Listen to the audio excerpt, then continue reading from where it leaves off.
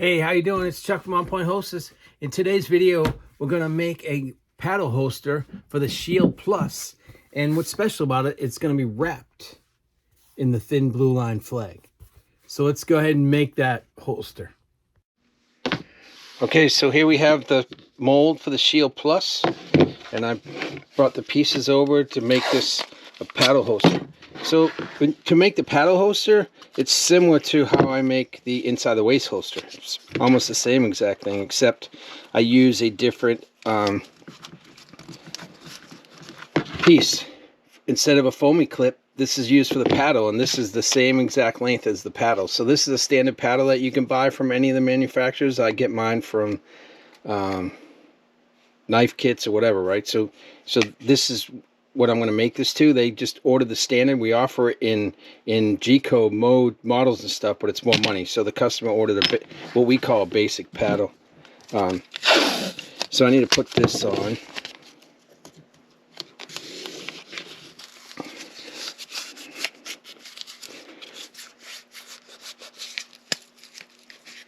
So different people prescribe different things in relation to how many layers of tape that you put on. So I usually use about 3 layers on each side, which fits perfect for what I do and how I make the holsters. So I already turned on the heat press so I can get the Kydex ready to go once we make this mold. This will be a pretty quick mold. It's not that extensive. If I wasn't making a video, I'd probably make this mold from start to finish in less, probably 20 minutes or less, right? Just depends. And that's because I've been making them for so long. It's not that hard, and I hope you get something from these videos. And if you got questions, please, put them in the comments or just reach out to me directly and I'll get you answers. So the whole purpose of this YouTube page is to be able to provide how I do it, because I'm not saying that my way is right. There's a lot of other ways that people make holsters, but if there's new people that want to get into making holsters, and this is how I did it, is I want to give them help. Somebody helped me, and that's how I started making holsters, and I want to help somebody else. And I know it's already happening because people are already reaching out to me, and even other holster builders. I mean, there's enough people out there for us all to make holsters, and there's a ton of holster companies. So, I mean, there's no one company. So we're always, no matter what business or industry you're in, you're always going to have competition. So what I thrive on is that just to provide the best product. I want my customer to be happy when he orders my holster, so that way he'll spread the word, and then he'll come back. So if it works, it works. If it don't, it don't. So okay, so once I get the tape all ready, this is a right-handed paddle holster, so that means the paddle clip is going to go on this side, and we usually put the paddle just like we put the paddle clip, just like we would put the foamy clip, just above the trigger guard. So you could put it higher if the customer wanted lower, but it's just, you want to make sure that you have room to be able to draw the holster out. I just need to find a few pieces of wood to stick in here, which I wish I would have done before I started the video, but okay, so we're going to use a few pieces of tape just to hold the paddle clip in place.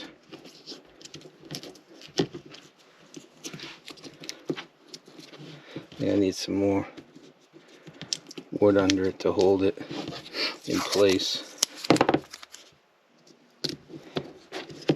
This is what takes the most time. It's just setting the whole thing up. It's it's not cutting or molding the holster, it's just getting the holster prepped. That takes a lot of time, especially if you're making like a light holster or something like that. It takes even more time. So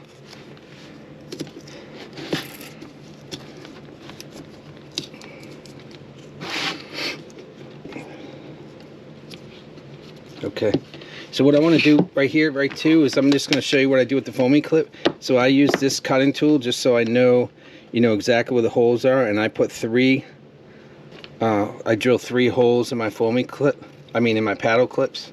So what I do is I just mark them here, and then I'll drill those out, and I'll use that when we set up the holster. So let me get the Kydex heated up, and I'll get it in the press, and I'll be back. Okay, here it is, right out of the press.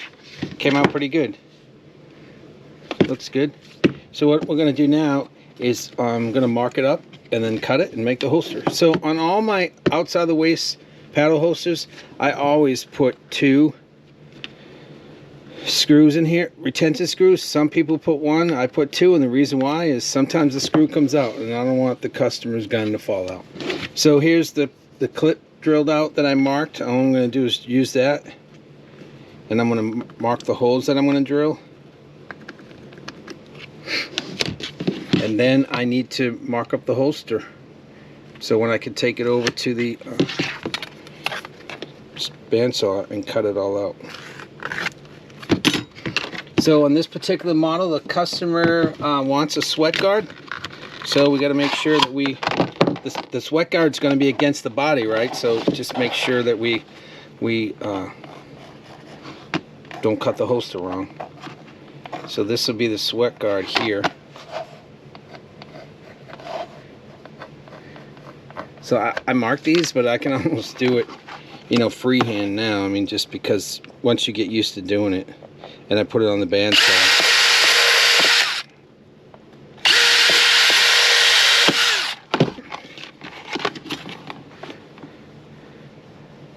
So I'll take this corner off. I don't like to have any sharp corners on my holsters. It's just what I prefer, so.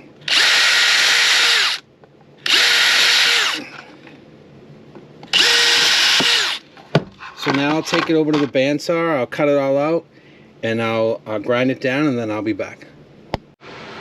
So here it is, all cut, drilled, and sanded. Come out nice. I polish, as you can see, maybe you can see the video, I polish all my edges. Some do, some don't. It's what I prefer. And there it is right there. So let's take it out to the other workbench, and we'll put it together, and then we can ship it out to the customer. Okay, so again, we got the basic paddle we're going to put on here. So let's just get to it. Again, I put 3 holes in it, and I'll get 3 binding posts. And then I like to use washers in between.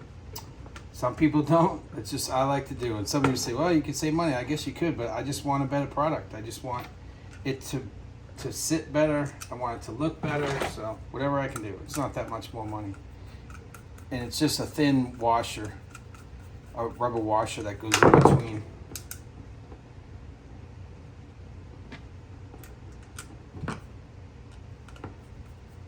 I probably should have put the other retention screws in first, because now I'm not going to be able to fit my fingers in there. So we'll get it, but I would have put the retention screws in first, so that way there I don't have to fight behind the paddle clip. So I just make sure it's straight, and then just tighten the screws down.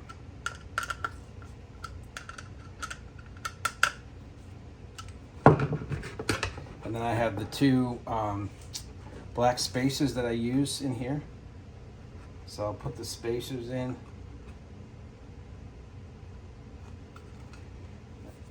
And then I gotta put the, see, this is what I mean about fighting with the fingers, because I gotta get the binding posts in. And it's in the way. So we'll get it.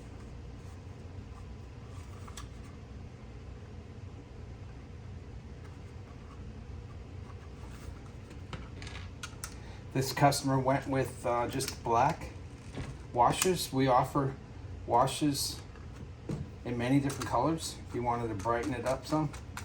But this customer just went with all black, and we use, these are black metal finishing washers, not plastic washers. So we got the screws in there. Now what we want to do is take the mold, and we're going to adjust the retention to see it's too tight. So I want to loosen it some, and make sure that it fits like that. There we go. There's the completed holster.